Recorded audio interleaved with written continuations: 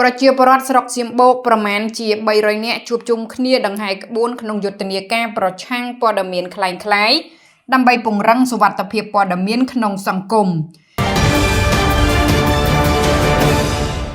ក្នុងស្មារតីរួមគ្នាដើម្បីទប់ស្កាត់ការរីកសាយភាយនៃព័ត៌មានមិនពិតមន្ទីរព័ត៌មានខេត្តស្ទឹងត្រែងបានសហការជាមួយរដ្ឋបាលស្រុកសៀមបូករៀបចំយុទ្ធនាការនៅព្រឹកថ្ងៃទី9ខែកុម្ភៈឆ្នាំ2026ព្រឹត្តិការណ៍នេះមានការអញ្ជើញចូលរួមពីថ្នាក់ដឹកនាំមន្ទីរមន្ត្រីរាជការនៃរដ្ឋបាលស្រុកយុវជនអាជ្ញាធរឃុំនិងប្រជាពលរដ្ឋសរុប333នាក់ដោយបានធ្វើការដង្ហែក្បួនចេញពីបរិវេណសាលាស្រុកសៀមបូក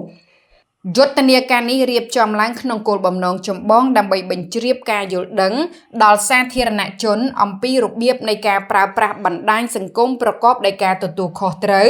និងការយល់ដឹងពីបច្ចេកទេសក្នុងការពិនិត្យវាយតម្លៃមុននឹងសម្រេចចិត្តចែករំលែកព័ត៌មានណាមួយដើម្បីរួមគ្នាទប់ស្កាត់រាល់ឧបាយកលផ្សព្វផ្សាយព័ត៌មានคล้ายៗដែលកំពុងคล้ายជាបញ្ហាប្រឈមដ៏ស្រួចស្រាលទាំងនៅក្នុងប្រទេសកម្ពុជានិងលើសកលលោកក្នុងឱកាសនោះលោកសុនប៊ុនធឿនប្រធានមន្ទីរព័ត៌មានខេត្តស្ទឹងត្រែងបានសង្កត់ធ្ងន់ថាព័ត៌មានคล้ายៗមិនមែនជារឿងលេងសើចនោះទេប៉ុន្តែវាអាចបង្កឲ្យមានការភ័យច្រឡំការបែកបាក់សាមគ្គីភាពការរើសអើងនិងអាចឈានទៅដល់ការបង្កចលាចលប៉ះពាល់ដល់សន្តិសុខសណ្ដាប់ធ្នាប់សង្គមនិងសេដ្ឋកិច្ចជាតិយ៉ាងធ្ងន់ធ្ងរលោកបានអំពាវនាវដល់បងប្អូនប្រជាពលរដ្ឋគ្រប់រូបត្រូវតែមានស្មារតីប្រុងប្រយ័ត្នខ្ពស់និងកុំជឿតាមការញុះញង់ឬការបង្កើតរឿងមិនពិតដែលគ្មានមូលដ្ឋានច្បាស់លាស់ដែលមានបំណងអាក្រក់បំផ្លាញសេចក្តីសុខសាន្តរបស់ប្រជាជនស្របពេលជាមួយគ្នានេះលោកសួងហ៊ីអភិបាលស្រុកសៀមបូកបានលើកឡើងថាយុទ្ធនាការនេះគឺជាសារដាស់តឿននិងពញ្ញាអារម្មណ៍យ៉ាងសំខាន់ដល់ប្រជាពលរដ្ឋឲ្យយល់ច្បាស់ថាបច្ចុប្បន្នពិភពលោកកំពុងស្ថិតក្នុងសង្គ្រាមព័ត៌មានក្នុងន័យនេះរដ្ឋបាលស្រុកសៀមបូកបានដើរតួនាទីយ៉ាងសកម្មក្នុងការអនុវត្តតាមគោលការណ៍រាជរដ្ឋាភិបាលដើម្បីបន្សាបព័ត៌មានคล้ายៗតាមរយៈការចងក្រងជាក្រុមបណ្ដាញសង្គមដោយមានសមាជិកជាប្រជាពលរដ្ឋក្នុងមូលដ្ឋានយ៉ាងច្រើនកកក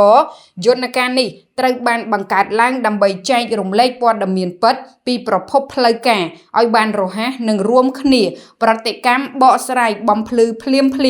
នៅពេលមានព័ត៌មានមិនច្បាស់លាស់ណាមួយកើតឡើងនៅក្នុងមូលដ្ឋានអាជ្ញាធរបានក្រើនរំលឹកដល់សាធារណជនទាំងអស់សូមមេត្តាប្រកាន់ខ្ជាប់នៅវិធានការគិតមុនគូសនិងពិនិត្យឲ្យច្បាស់មុននឹងចែកចាយ share